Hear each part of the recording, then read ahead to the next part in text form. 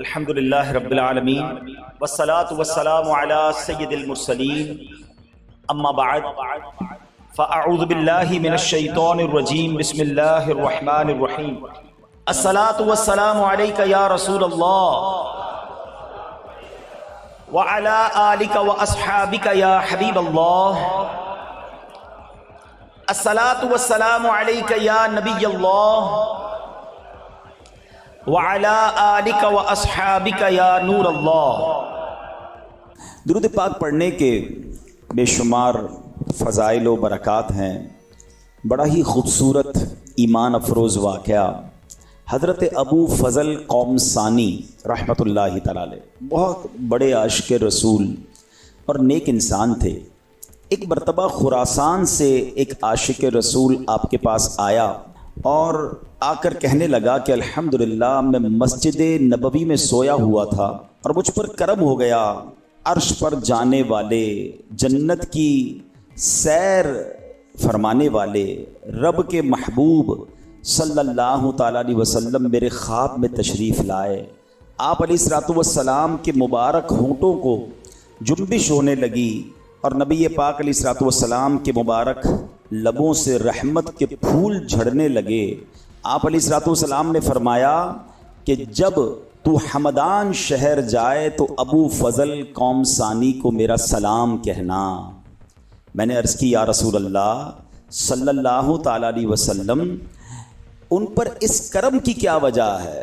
تو پیارے آقا علیہ الصلوۃ والسلام نے فرمایا وہ روزانہ 100 مرتبہ مجھ پر درود بھیجتا ہے۔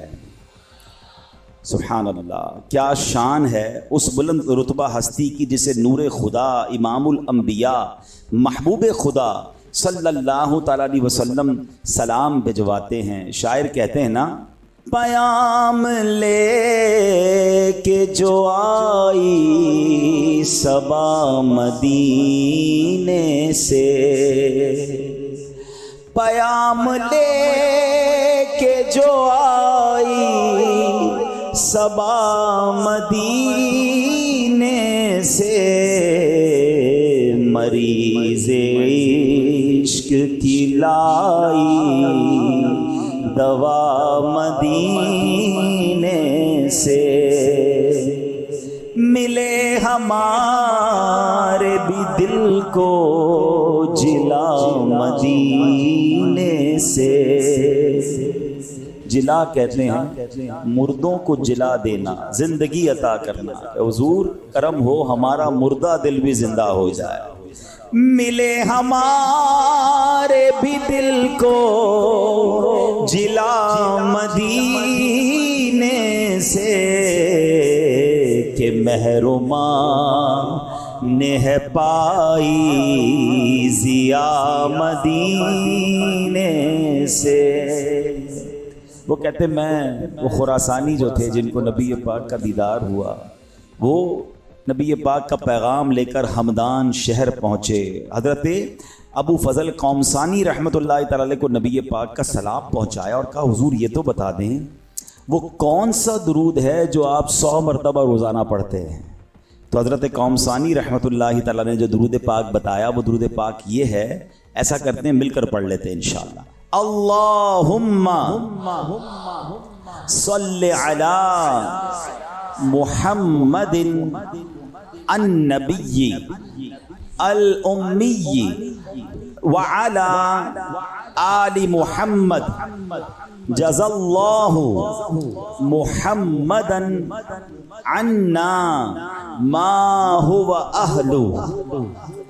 اس جواب سلام کے صدقے تا قیامت ہوں بے شمار سلام، میری بگڑی بنانے والے پر بھیج اے کردگار سلام، اس پناہ گناہ گاراں پر یہ سلام اور کروڑ بار سلام۔ صلو علی الحبیب صلی اللہ تعالی علی محمد صلی اللہ علیہ وسلم۔ تو پتہ چلا کہ درود پاک کثرت سے پڑھنا یہ بڑی برکت والی بات ہے۔ اپنی زندگی میں درود پاک کو شامل کیجئے، اور بالخصوص شب جمعہ یعنی جمعرات کی رات اور جمعہ کا دن، یہ تو خاص درود پاک پڑھنے کا وقت ہے اس کو کثرت سے درود پاک اس اوقات میں پڑھنے چاہیے۔ ایک بار پھر محبت کے ساتھ با آواز بلند درود پاک پڑھ لیں۔ صلو علی الحبیب علی محمد صلی اللہ علیہ وسلم۔ پھر جا رہے ہیں اہل محبت کے قافلے، پھر جا رہے ہیں اہل محبت کے قافلے، پھر یاد آ رہا ہے مدینہ حضور کا۔ ماشاءاللہ حج کی فلائٹیں زور و شور سے روزانہ کی بنیاد پر جا رہی ہیں۔ پاکستان سے ہزاروں حاجی مکے پہنچ چکے، ہزاروں مدینے کی گلیوں میں گھوم رہے ہیں۔ دنیا بھر سے عشاقان رسول مکے مدینے کی حاضری پر جاتے ہیں۔ اور سچی بات یہ ہے کہ جب بھی یہ مہینہ آتا ہے نا، یہ آخری مہینہ ہے، یہ پتہ ہے آپ کو؟ صلاۃ السلام میں ایک بڑا پیارا ہم بچپن سے شعر سنتے ہیں، ذکر تھا آخری مہینے کا۔ کون سا آخری مہینہ؟ ذوالحجہ کا مہینہ، کیونکہ جب ذوالحجہ آتا ہے تو مکے مدینے کی بات اور یاد آتی ہے اور دل تڑپتا ہے۔ ذکر تھا آخری مہینے کا، تذکرہ چھڑ گیا مدینے کا، حاجیوں مصطفیٰ سے کہہ دینا، حاجیوں مصطفیٰ سے کہہ دینا، غم کے مارے سلام کہتے ہیں، اے صبا مصطفیٰ سے کہہ دینا، دل ہمارے سلام کہہ۔ آج جو موضوع ہے بیان کا وہ انشاءاللہ مل کر ذکر مدینہ کریں گے انشاءاللہ۔ مدینے کی باتیں ہوں گی، مدینے کی یادیں ہوں گی، اور سچی بات بھی یہ ہے، شاعر کہتے ہیں نا، جینے میں یہ جینا ہے، کیا بات ہے جینے کی، راتیں بھی مدینے کی، باتیں بھی مدینے۔ اے اس سے اچھی کون سی رات ہے، اور اس سے اچھی کون سی بات ہے، اس سے اچھا ذکر کیا ہے کہ بندہ نبی پاک کے شہر مدینہ کی بات کرے۔ چلتے ہیں غزالی دوراں، ایک بہت بڑے عاشق رسول، وقت کے امام حضرت امام علامہ کاظمی شاہ صاحب رحمۃ اللہ تعالیٰ علیہ۔ آپ کا مزار ملتان پاک میں ہے۔ آپ بہت بڑے عاشق رسول اور بہت ہی بڑے عالم دین تھے، بڑے ذہین و فتین بھی تھے، کمال کے مفتی بھی تھے۔ استدلال بڑا مضبوط تھا۔ استدلال کہتے ہیں یعنی کسی مسئلے پر کوئی دلیل دینی ہو تو ایسی انوکھی دلیل دیتے، ایسی مدلل بات کرتے کہ سامنے والا وہ حیران ہو جاتا تھا۔ اب ایک مرتبہ کا ذکر ہے، آپ مدینہ منورہ میں حاضر ہیں، مسجد نبوی میں روضہ رسول صلی اللہ علیہ وسلم کے پاس موجود ہیں، اور سبحان اللہ جب روضہ رسول پر کوئی عاشق رسول پہنچ جائے تو اس کے دل کی کیفیت ہی بدل جاتی ہے نا۔ کیسی کیفیت ہو جاتی ہے؟ کیا خوبصورت بات اعلیٰ حضرت لکھتے ہیں نا، اے شوق دل یہ سجدہ گر کو روا نہیں، اے شوق دل یہ سجدہ گر کو روا نہیں، اچھا وہ سجدہ کیجے کہ سر کو خبر نہ ہو، اچھا وہ سجدہ کیجے کہ سر کو خبر نہ ہو۔ آقا کے دربار میں سجدہ تو نہیں کر سکتے نا۔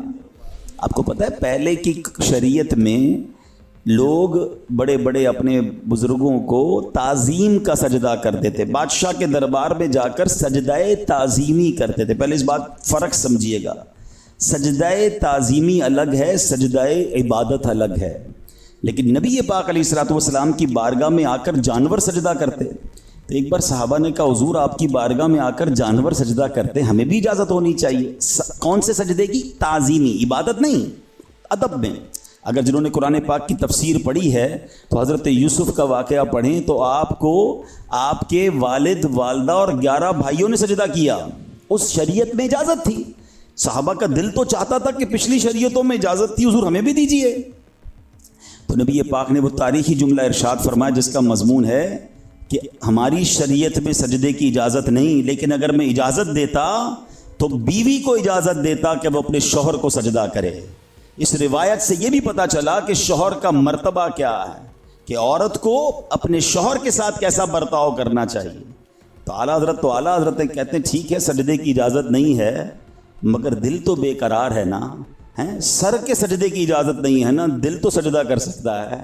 اچھا وہ سجدہ کیجئے کہ سر کو خبر نہ ہو، سر کو پتہ ہی نہ چلے، پیشے نظر وہ نو بہار، سجدے کو دل ہے بے قرار، روکیے سر کو روکیے۔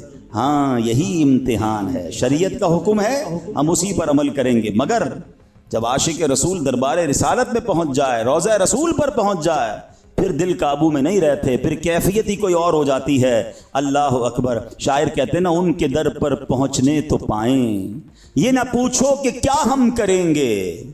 ان کے در پر پہنچنے تو پائیں، یہ نہ پوچھو کہ ہم کیا کریں گے۔ سر جھکانا اگر جرم ہوگا، ہم نگاہوں سے سجدہ کریں گے۔ تو بہرحال میرے پیارے اسلامی بھائیوں، اب کیا ہوا؟ امیر اہل سنت نے بھی اس طرح کی ایک کیفیت لکھی ہے نا، میں پہنچوں کوئے جانا میں گریباں چاک سینہ چاک، میں پہنچوں کوئے جانا میں گریباں چاک سینہ چاک، گرا دے کاش مجھ کو شوق تڑپا کر مدینے میں۔ تو بڑے ایسے اشعار ملتے ہیں جو اس کیفیت کو بتاتے ہیں کہ ادھر جا کے دل بے قرار ہو جاتا ہے، اپنا سب کچھ ہی قربان کرنے کو جی چاہتا ہے۔ نجات زادے آخرت کا اس قدر سامان کر جاؤں، مدینہ جا کے ایک سجدہ کروں، سجدے میں مر جاؤں۔ اللہ پاک مدینے کی با ایمان موت ہمیں نصیب فرما۔ غزالی زمان، غزالی دوراں، کاظمی شاہ صاحب جیسی شخصیت روضہ رسول کے سامنے آپ ہیں اور بس روضہ رسول ہے، آپ کی التجائیں ہیں، آپ کے آنسو ہیں، آپ دعائیں کر رہے ہیں۔ تو جب آپ سنہری جالیوں کے سامنے کھڑے ہو کر دعا کرتے ہیں تو اب ظاہر پیٹھ کعبے کو ہو رہی ہوتی ہے، تو ایک شخص آیا اور آ کر آپ سے بحث کرنے لگا کہ آپ جو ہے کعبے کو پیٹھ کر رہے ہیں، اس طرف رخ کیجئے، ادھر کیوں رخ کیا ہوا ہے؟ تو آپ نے دیکھا کہ آپ کا ایک ذوق تھا، آپ نے اس کو اس وقت تو کوئی جواب نہیں دیا، آپ اپنی التجائیں کرتے رہے۔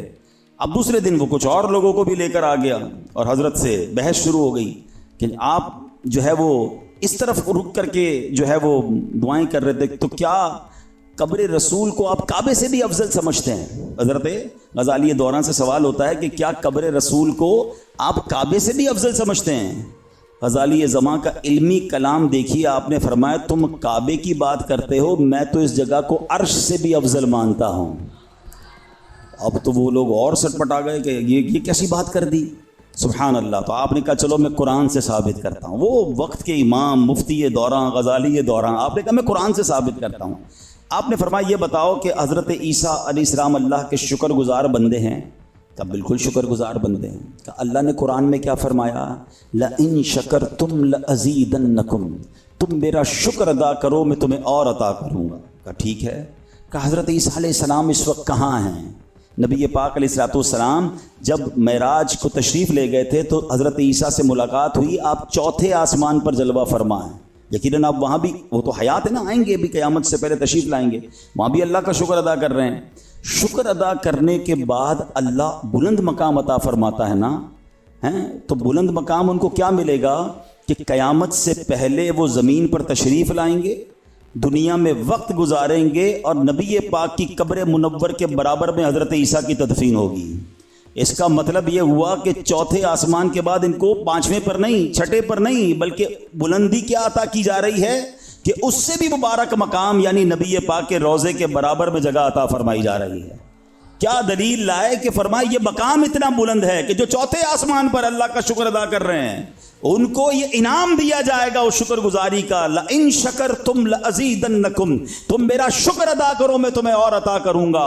تو ان کو نبی پاک کے روضہ انور پر نبی پاک کے برابر میں قبر میں جگہ عطا کی گئی۔ سبحان اللہ، یہ شاید نئے بچے ہیں یا نوجوانوں کو نہ پتا ہو کہ آج روضہ رسول میں میرے آقا علیہ الصلوۃ والسلام کے ساتھ حضرت ابوبکر صدیق کا مزار ہے، پھر برابر میں حضرت عمر فاروق کا مزار ہے، مگر ایک قبر کی جگہ باقی ہے، اور وہ قیامت سے پہلے حضرت عیسیٰ علیہ السلام تشریف لائیں گے، اس دنیا میں اپنی زندگی گزاریں گے، اور اس کے بعد جب ان کا انتقال ہوگا تو نبی پاک کے برابر میں قبر میں ان کو بھی جگہ ملے گی۔ سبحان اللہ۔ چلیں ایک عشق والی بات بھی سن لو، ہیں وہ کہتے ہیں نا، پہنچی وہیں پہ خاک جہاں کا خمیر تھا۔ بتایا جاتا ہے، علماء کہتے ہیں کہ جس کی جہاں تدفین ہوتی ہے نا، جس جگہ دفنایا جاتا ہے اس کو بنایا بھی اسی مٹی سے گیا ہے، جس مٹی سے بنایا جاتا ہے بندہ ادھر ہی جا کر دفن ہوتا ہے۔ سبحان اللہ، ٹھیک ہے۔ اچھا، اس کو تھوڑا سا لاجیکلی بھی سمجھتے ہیں۔ ایسا آپ کے ساتھ بھی ہوا ہوگا، ہم نے بھی دیکھا کہ بعض اوقات بندہ سفر کر کے کہیں ایسی جگہ پہنچتا ہے جہاں جا کے اس کا انتقال ہو جاتا ہے، اور بعض اوقات اس کی قبر بھی وہیں بن جاتی ہے۔ تو لوگ کہتے ہیں یار یہ وہاں اس کی مٹی لکھی تھی، یہ وہاں پہنچ گیا، تو بات صحیح ہے، ایکچولی مٹی لکھی نہیں تھی، اسی مٹی سے اسے بنایا گیا ہے، جب جا کے اس کی تدفین وہاں پر ہوئی ہے۔ تو اب ذرا دل کے کانوں سے میرا جملہ سننا۔ علماء کرام کہتے ہیں کہ سبحان اللہ، حضرت ابوبکر صدیق اور حضرت عمر پر ہماری جانیں قربان، جس مبارک مٹی سے نبی پاک کو بنایا گیا اسی مبارک مٹی سے حضرت ابوبکر کو بھی بنایا گیا، اسی مبارک مٹی سے حضرت عمر فاروق رضی اللہ تعالیٰ عنہ کو بھی بنایا گیا۔ اور سبحان اللہ، آج اس واقعے کو بیان کرتے کرتے ایک اور کہتے ہیں نا ذہن میں کھڑکی کھلی کہ حضرت عیسیٰ علیہ السلام کو بھی اسی مبارک مٹی سے بنایا گیا۔ ہائے ہائے، کیسا مبارک وہ قبہ ہے، کیسا مبارک روضہ۔ اعلیٰ حضرت کہتے ہیں نا محبوب رب عرش ہے، محبوب رب عرش ہے اس سبز قبہ میں، پہلو میں جلوہ گاہ عتیق و عمر کی ہے۔ ارے سبز گنبد کے نیچے جو مزار ہے اس کا منظر تو سوچو۔ اعلیٰ حضرت کہتے ہیں جو سبز قبہ ہے نا، یہ سبز گنبد کے اندر کون ہے؟ محبوب رب عرش ہے اس سبز قبہ میں، اور ان کے پہلو میں کون ہے؟ پہلو میں جلوہ گاہ عتیق و عمر کی ہے۔ عتیق حضرت ابوبکر صدیق کا لقب تھا۔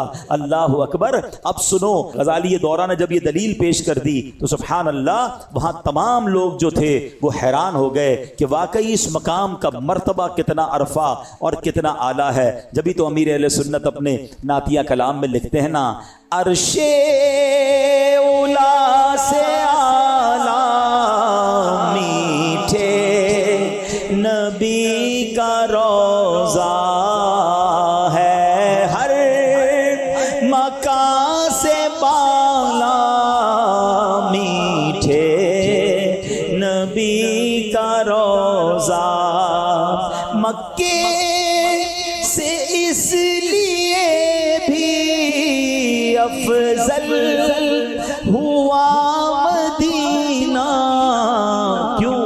حصے میں اس کے آیا میٹھے نبی کا روضہ، اور کعبے کی عظمتوں کا منکر نہیں ہو، لیکن ہے کعبے کا بھی کعبہ میٹھے۔ اچھا، یہاں تھوڑی سی کنفیوژن ہو جاتی ہے لوگوں کو جب اس طرح کی بات آتی ہے کہ مدینہ یا روضہ رسول مکے سے بھی افضل ہے۔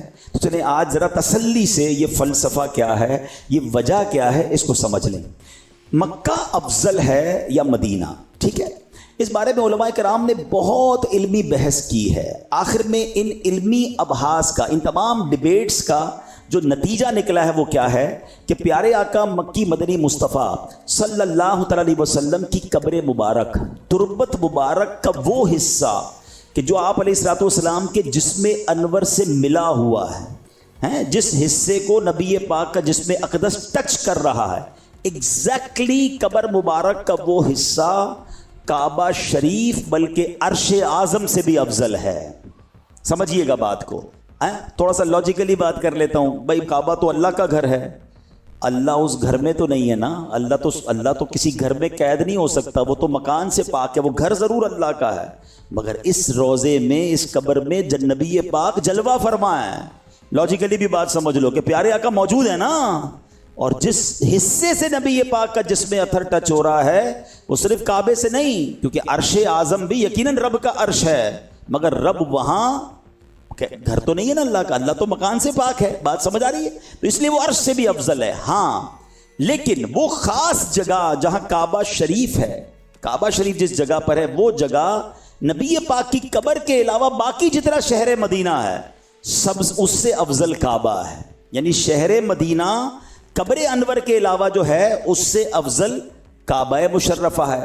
اور اب اگر دونوں شہروں کو کمپیئر کیا جائے، یعنی بتایا کہ کعبے کے علاوہ باقی جو مکہ ہے، تو فرمایا مکہ افضل یا مدینہ افضل، تو فاروق اعظم رضی اللہ عنہ کا مسلک یہ ہے کہ مدینہ افضل ہے. بلکہ حدیث پاک میں ارشاد ہوا المدینہ افضل من مکہ، مدینہ مکے سے افضل ہے. تو یہ بات کلیئر ہو جائے کہ روضہ رسول قبر انور کا وہ حصہ جہاں نبی پاک جلوہ فرما ہے وہ جگہ کعبے سے افضل ہے، اور کعبہ تربت اطہر کے علاوہ باقی جو مدینہ ہے اس سے کعبہ افضل ہے. اور باقی اگر شہروں کی بات کی جائے تو مکے سے مدینہ افضل ہے. سبحان اللہ. اے میرے پیارے اسلامی بھائیوں، اب آئیں کچھ مدینے کی اور باتیں بتاتا ہوں. عربی میں، عرب لوگوں میں، عربی کی لغت میں جس چیز کے زیادہ نام ہونا اس سے بزرگی اور اس کا مقام پتہ چلتا ہے کہ یار اس شخصیت کے اتنے نام ہیں، اس مقام کے اتنے نام ہیں. تو سبحان اللہ، مدینہ منورہ کے 100 سے زیادہ نام موجود ہیں. ایک شہر کے. پوری دنیا میں ایسا کوئی شہر نہیں ہے جس کی یاد میں دنیا کی تقریباً ہر زبان میں قصیدے لکھے گئے ہوں، جس کے لیے کروڑوں دل بے قرار رہتے ہوں. ارے جس شہر کا نام لیا جائے تو آنکھیں بھر آتی ہوں. کمال کی بات تو یہ ہے کہ یہ بات مکہ مدینہ دونوں کے لیے ہے کہ دنیا میں کوئی شخص کسی جگہ کو ایک بار یا 2 بار دیکھ لے، بندہ کہتا کہیں اور چلو، دیکھ لیا ہے، بار بار جانے کی کیا ضرورت ہے. مگر مکہ مدینہ وہ ہے 1000 بار دیکھ لیں دل بھرتا نہیں ہے. بلکہ سچی بات یہ ہے کہ شربت دید نے ایک آگ لگائی دل میں. ارے دیکھا نہیں تھا تو تڑپ رہے تھے، مگر دیکھ لیا تو اب تڑپ اور بڑھ گئی. شربت دید نے ایک آگ لگائی دل میں، تپش دل کو بڑھایا ہے بجھانے نہ دیا. اب کہاں جائے گا نقشہ تیرا میرے دل سے، طے میں رکھا ہے اسے دل نے گمانے نہ دیا. اب سنیے، ان میں سے 3 نام مدینے کے کیا ہیں؟ محبوبہ، محبہ، محببہ. ان تینوں نام کے معنی تقریباً ملتے جلتے ہیں. مطلب یہ ہے کہ مدینہ محبوب شہر ہے، پیارا شہر ہے. یہ عظیم و شان شہر، شہر محبت ہے. الحمدللہ مدینہ پاک وہ مقدس شہر ہے جس سے اللہ پاک محبت فرماتا ہے، اس کے رسول بھی محبت فرماتے ہیں، اللہ کے فرشتے بھی مدینے سے محبت کرتے ہیں. اور سبحان اللہ، اللہ کے فضل سے، اس کی عطا سے، صحابہ کرام علیہ رضوان سے لے کر آج تک عشاقان مدینہ بھی اس سے محبت کرتے ہیں، اس کی یاد میں تڑپتے ہیں، مدینے کی حاضری کے لیے ترستے ہیں. بلکہ ذکر مدینہ کرتے ہیں تو دلوں کو چین ملنے لگ جاتا ہے. کیا خوبصورت کلام امیر اہل سنت نے لکھا. آئیے ذرا ذکر مدینہ مل کر کرتے ہیں. چلو مل کے کرتے ہیں ذکر مدینہ، پہنچ جائیں گے انشاءاللہ مدینہ. مدینہ مدینہ مدینہ مدینہ مدینہ مدینہ. کبھی کسی دنیا میں دیکھا کوئی کسی شہر کا نام لے کے جھوم رہا ہو؟ کسی سٹی کا نام لے اور مزہ آئے؟ اللہ اکبر! یہ کیسا شہر ہے کہ نام زبان پر آتا ہے اور دل کو سکون ملنے لگ جاتا ہے۔ ارے جس شہر کے ذکر میں اتنا مزہ ہے، بتاؤ اس کے دید کا عالم کیا ہوگا؟ مدینہ مدینہ ہمارا مدینہ، ہمیں جان و دل سے ہے پیارا مدینہ، سہانا سہانا دلارا مدینہ، دیوانوں کی آنکھوں کا تارا۔ خدا گر قیامت میں فرمائے مانگو، خدا گر قیامت میں فرمائے مانگو، لگائیں کہ دیوانے نعرہ مدینہ، لگائیں گے دیوانے نعرہ مدینہ مدینہ۔ آنکھیں بند کر کے مدینہ ہمارا مدینہ، ہمیں جان و دل سے۔ وہاں پیارا کعبہ، یہاں سبز گنبد، وہاں پیارا کعبہ، یہاں سبز گنبد، وہ مکہ بھی میٹھا تو پیارا مدینہ، ہم مکہ بھی میٹھا تو پیارا۔ رہیں ان کے جلوے، بسیں ان کے جلوے، رہیں ان کے جلوے، بسیں ان کے جلوے، میرا دل بنے یادگار مدینہ، میرا دل بنے یاد۔ میری خاک یا رب نہ برباد جائے، میری خاک یا رب نہ برباد جائے، پسے مرگ کر دے غبار مدینہ، پسے مرگ کر دے غبار مدینہ مدینہ مدینہ، ہمارا مدینہ، ہمیں جان و دل سے۔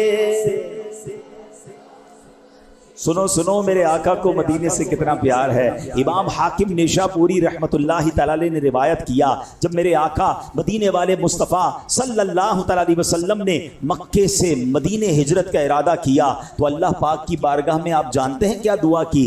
دعا کی اللہم انکا ان اخرجتنی من احب البلاد، اے اللہ تو نے میرے محبوب شہر مکے سے مجھے ہجرت کا حکم فرمایا ہے، الیہ فاسکنی فی احب البلاد الیکا، اے اللہ اب میرا قیام ایسی جگہ فرما جو تیرے ہاں محبوب ترین شہر ہے۔ تو سبحان اللہ فرماتے ہیں کہ اللہ کریم نے جو نبی پاک کو مدینے کی ہجرت کا حکم دیا، مدینے میں مسکن عطا کیا، اس سے پتا چلا کہ مدینہ شہر میرے رب کا محبوب ترین شہر ہے۔ مدینہ مدینہ ہمارا مدینہ، ہمیں جان و دل سے ہے پیارا۔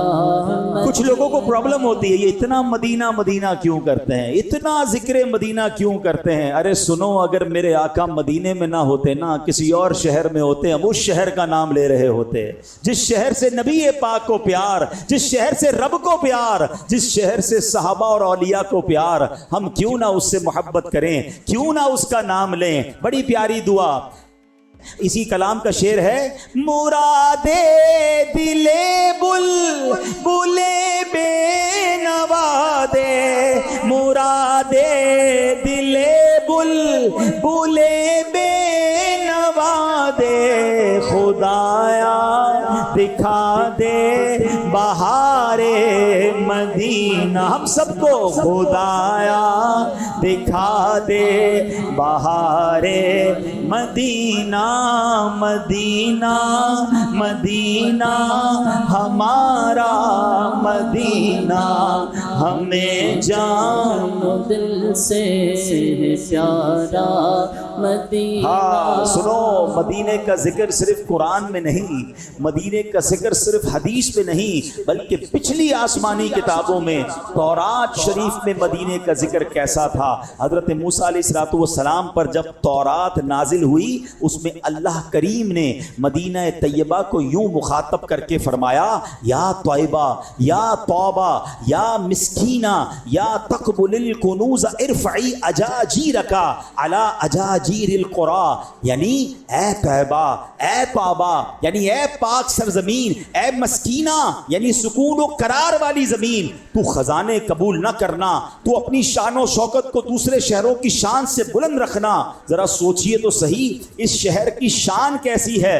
رب کا ایک بار مخاطب کرنا کافی تھا، یا طیبہ ایک بار کہنا بھی کافی تھا، مگر رب عز و جل نے ایک بار ایسا کہ رب کسی کو مخاطب کر دے اس کی عزتوں میں کتنا اضافہ ہو جاتا ہے۔ مگر مدینہ شہر کیسا ہے؟ یہ شہر محبوب کا شہر ہے۔ جس طرح رب الرحمن کو اپنے محبوب سے بے مثال محبت ہے، یوں ہی محبوب کا شہر بھی محبوب ہے۔ اس لیے مدینہ منورہ کی پاک سرزمین کو مخاطب کرنا تھا تو ایک بار نہ پکارا، بلکہ پکارا، نام بدل بدل کر پکارا، یا طیبہ، یا تابہ، یا مسکینہ۔ سبحان اللہ، جب رب عز و جل شہر مدینہ کا یوں ذکر کرتا ہے تو پھر ہم کیوں نہ جھوم کر مدینے کا ذکر کریں؟ مدینہ مدینہ ہمارا مدینہ، ہمیں جان و دل سے پیارا مدینہ، چلو مل کے کرتے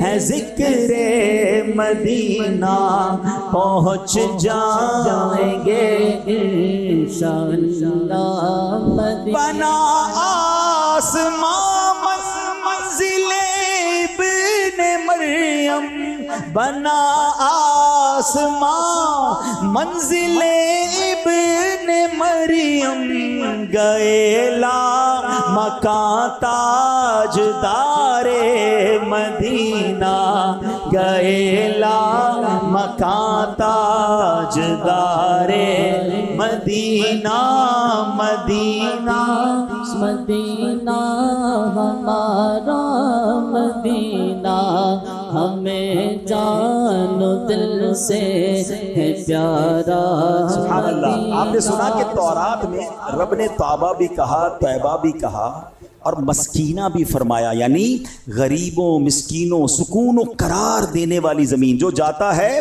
اس کو سکون مل جاتا ہے، قرار مل جاتا ہے۔ یہ بھی مدینہ منورہ کی فضیلت ہے۔ واللہ آج بھی کوئی مدینے جائے تو دل کو قرار مل جاتا ہے۔ پنجابی میں کہتے ہیں نا، دل وچ ٹھنڈ پڑ جاتی ہے، ادھر جائیں تو طبیعت ہی ہری بھری ہو جاتی ہے۔ دنیا میں کہیں بھی جائیں نا، گھر پہنچنے کی جلدی ہوتی ہے، کبھی کبھی خیال بھی آتا ہے بہت دور آ گیا ہوں، گھر سے دور ہوں، واپس جا سکوں گا کہ نہیں جا سکوں گا۔ آئے ہائے، واقعی عاشق رسول ہو، مدینے پہنچتا ہے تو ایسا لگتا ہے ٹھکانے پر آ گیا ہوں، آستانے پر آ گیا ہوں، منزل پر آ گیا ہوں۔ ارے پھر واپس جانے کی کس کو جلدی ہے؟ ادھر مر بھی گیا تو خیر ہے، بلکہ دعا یہ ہے کہ اب واپس نہ جاؤں، اب لوٹ کر نہ جاؤں۔ اور سیدی اعلیٰ حضرت تو آنے والوں کو سمجھاتے ہیں کہ دیکھو آ گئے ہو نا، اب واپسی کی بات نہ کرنا بلکہ کمال کی بات کرتے ہیں۔ کہتے پھر کے گلی گلی تباہ، ٹھوکریں سب کی کھائے کیوں، دل کو جو عقل دے خدا، تیری گلی سے جائے کیوں۔ ارے آ گئے ہو تو اب واپس کیوں جانا ہے؟ اگر قافلہ بھی جا رہا ہے تو دیکھو آقا کے در پر پڑے رہنا۔ کہتے رخصت قافلہ کا شور، غش سے ہمیں اٹھائے کیوں، سوتے ہیں ان کے سائے میں، کوئی ہمیں جگائے کیوں۔ تو مدینہ واقعی سکون والا شہر ہے۔